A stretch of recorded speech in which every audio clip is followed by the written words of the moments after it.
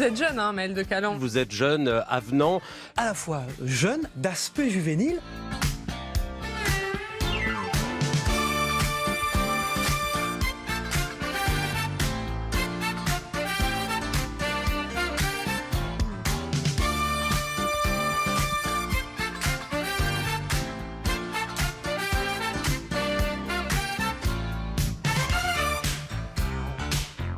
On est clairement, nous, les challengers, on est la start-up des Républicains.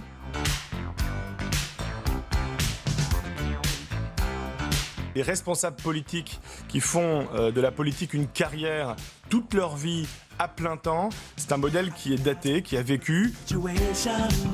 Moi, j'ai pas envie pour les Républicains de finir dans une cabine téléphonique avec 4 personnes. C'est quoi cette histoire de cabine téléphonique? Ça n'existe plus? Ouais, absolument. Il faudrait que je me mette au goût du jour, mais tout le monde comprend cette image. L'idée, c'est que si les quand Républicains... on est jeune et qu'on parle encore des cabines téléphoniques en 2017. Ouais, ben justement, moi j'ai connu les cabines téléphoniques et une grande majorité du corps électoral aussi, en particulier chez les Républicains. Est-ce que cette élection aura lieu? Parce qu'on parle de l'élection à la tête du Parti des Républicains, mais pour l'instant, le seul qui a ses parrainages, c'est Laurent Wauquiez. Et j'ai l'impression que tout le monde est bien loin de les avoir, vous aussi. Est-ce que cette élection aura lieu? Il faut qu'elle ait lieu, sans quoi ce sera la mort des Républicains.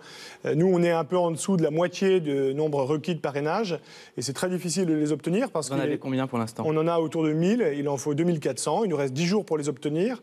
On pense qu'on va les obtenir, mais pour ça, il faudrait qu'on soit capable de parler à notre corps électoral, qui sont les adhérents des Républicains. Aujourd'hui, il n'y en a qu'un seul qui est capable de le faire, c'est Laurent Wauquiez, probablement parce qu'il est beaucoup mieux organisé que nous, ou parce qu'il a une copie des fichiers des Républicains. Donc il n'y aura pas d'élection? Je pense qu'on aura les parrainages et qu'il y aura une élection. Et je crois que le parti a une dizaine de jours pour nous permettre de parler directement aux adhérents pour obtenir les parrainages nécessaires. Est-ce que vous croyez qu'on croit que vous y croyez? Alors, la double négation, moi j'ai déjà beaucoup de mal. Alors la triple négation, c'est impossible. Est-ce que vous croyez qu'on croit que vous y croyez? Alors moi je crois que je serai candidat. Donc il faut que vous le croyiez, parce que est-ce que... Et moi je crois que vous ne croyez pas à cette élection. Moi je sais que vous avez eu un passé dans le monde du privé, dans le monde de l'industrie. Vous avez été directeur financier. Un directeur financier, c'est quelqu'un qui fait des projections, c'est votre métier. Vous faites des business plans. Là, en l'occurrence, le produit, c'est vous. Ces élections, c'est un super tremplin pour avoir une exposition, parce que vous êtes le plus jeune, donc forcément, vous attirez l'attention des caméras. Et moi, ce que je pense, c'est que votre projet, il est un peu plus lointain, parce que vous avez travaillé dans un think tank au sein de l'UMP qui s'appelait la boîte à idées, qui voulait désenclaver l'UMP des idées identitaires. Et je pense que, en fait, ce que vous cherchez à faire, c'est de construire l'aile droite d'En Marche. Et pas forcément d'être républicain. Non, ce qu'on cherche à faire... D'abord, il y a une chose, effectivement, qui me distingue de la plupart de mes concurrents, c'est quand on se présente à une élection, y compris quand on est le challenger, y compris quand on est l'un des moins connus, il faut quand même dire qu'on va gagner. Moi, je vais vous dire, je ne pense pas que je vais gagner cette élection. Si on s'y présente malgré tout... Un mec qui ment pas, c'est pas mal. Et si on se présente malgré tout avec une quinzaine de jeunes élus à cette élection, c'est parce que notre objectif, c'est de porter des idées qui sont européennes, qui sont libérales, qui sont celles de la droite depuis une trentaine d'années. Il est là le clivage aujourd'hui aux Républicains, c'est que vous êtes de moins en moins à penser que vous allez gagner en portant ça. François Fillon, c'était tout l'inverse de ça. Laurent Wauquiez, c'est tout l'inverse de ça. Aujourd'hui, il y a, j'ai l'impression, une espèce de cristallisation des Républicains autour des questions identitaires. On a un Florian Philippot qui n'est pas très loin, un Patrick Buisson qui n'est pas très loin de Dupont-Aignan, un Wauquiez. J'ai l'impression que l'axe, il va se passer plutôt par là et que vous allez finir avec En Marche. Moi, je pense que l'union de la droite et du centre fait encore sens. L'union de la droite et du centre. Et on veut la faire exister, mais elle ne pourra exister que si la droite, effectivement, continue à faire vivre en son sein différentes traditions. Il y a une tradition qui est très clivante, qui est très contestataire, qui est celle qui est portée par Laurent Wauquiez et d'autres candidats. Et une autre tradition, qui était celle de Juppé, qui a été très longtemps celle de Fillon aussi, il ne faut pas l'oublier, qui est celle d'une droite de gouvernement, qui est équilibrée, qui est fière de ses valeurs, claire sur ses principes, mais qui est équilibrée. Et si cette droite de gouvernement ne se fait plus entendre, il y a un risque de scission et d'éclatement des Républicains. Donc vous allez construire l'aile droite d'En Marche et pas l'aile gauche des Républicains. On veut construire l'aile centrale des Républicains parce qu'on pense que ces idées, qui sont probablement minoritaires dans notre parti aujourd'hui, elles sont très majoritaire dans notre électorat. Ça, c'est une vraie différence de diagnostic qu'on fait avec Wauquiez.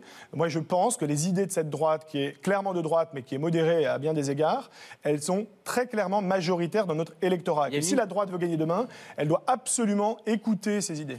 Pour l'instant, j'ai l'impression que la droite a tendance à écouter cette personne, Marine Le Pen. Oui, du fait d'un fonctionnement antidémocratique, une fois de plus, notre famille politique a été privée de temps de parole en discussion générale. Décidément, avec le tirage au sort, on n'a pas beaucoup de chance. C'est étrange. Votre loi, à nos yeux, est totalement hors sujet. Il y a quelques-uns qui se sont réveillés, là, après le dîner. C'est bien. Elle est totalement hors sujet parce qu'en réalité, elle doit subir... S'il vous plaît. Elle doit subir, on vous dérange peut-être dans le ping-pong entre la France insoumise et l'UMP, on a l'impression qu'on vous dérange. Deuxièmement, la loi Macron... Je vais vous demander de conclure, Madame Le Pen. Après m'avoir privé de parole pendant quelques secondes, ce serait dommage. Je vais vous demander de conclure, s'il vous plaît. Ne s'attaque pas à l'idéologie islamiste qui arme les terroristes. Rien n'est fait dans cette loi pour lutter. Merci, Madame. On lui coupe le micro avant qu'elle ait fini de parler. Oui, c'est normal, il y a des règles à l'Assemblée, elle les connaît, les règles, il faut les respecter. Vous avez écrit sur Marine Le Pen. Qu'est-ce que vous évoque le départ de Florian Philippot ? Moi, ce que j'ai voulu faire dans ce petit livre, c'est pas faire de grands procès d'intention à Marine Le Pen, c'est au contraire de la prendre au mot, d'aller regarder son programme et d'expliquer aux Français où ça conduirait le pays. Donc ce qui m'a marqué, ce sont les contradictions invraisemblables qu'il y a d'une page à l'autre. Et quand vous avez quelqu'un comme Philippot, qui est, lui, du coup, assez rigide sur ses idées, qui n'était pas du tout prêt à transiger sur la sortie de l'euro, la sortie de l'Europe, alors même que le Front National a envie de dire ça... et le contraire de ça à d'autres électeurs, eh bien, ça amène son départ. S'il y a une scission chez les Républicains, est-ce que vous pensez que des collègues qui sont militants chez les Républicains pourraient rejoindre Philippot ? Non, je pense qu'il est tout à fait marginal dans la vie politique. Je pense par ailleurs qu'il n'y aura pas de scission chez les Républicains et que ceux qui veulent travailler avec Marine Le Pen, il y en a quelques-uns, qui ne sont pas connus d'ailleurs, qui ne sont pas des personnalités importantes de notre mouvement, sont absolument marginales aujourd'hui au sein des Républicains. Pourquoi ? Parce que la culture du FN, c'est une culture populiste, c'est-à-dire qu'il raconte n'importe quoi pour se rendre populaire, et que son programme anti-européen, anti-libéral, complètement démagogique sur le plan sécuritaire, son programme est aux antipodes du nôtre. Je le rappelle, vous parlez de la culture du FN qui est une culture populiste. J'ai pas l'impression que les Républicains, vous avez une culture électorale. Parce que là, par exemple, on voit que vous avez vraiment des problèmes à avoir vos parrainages. La primaire des Républicains, ça a été un échec. Non, ça a été un grand succès. C'est ensuite l'élection présidentielle qui a été un échec total.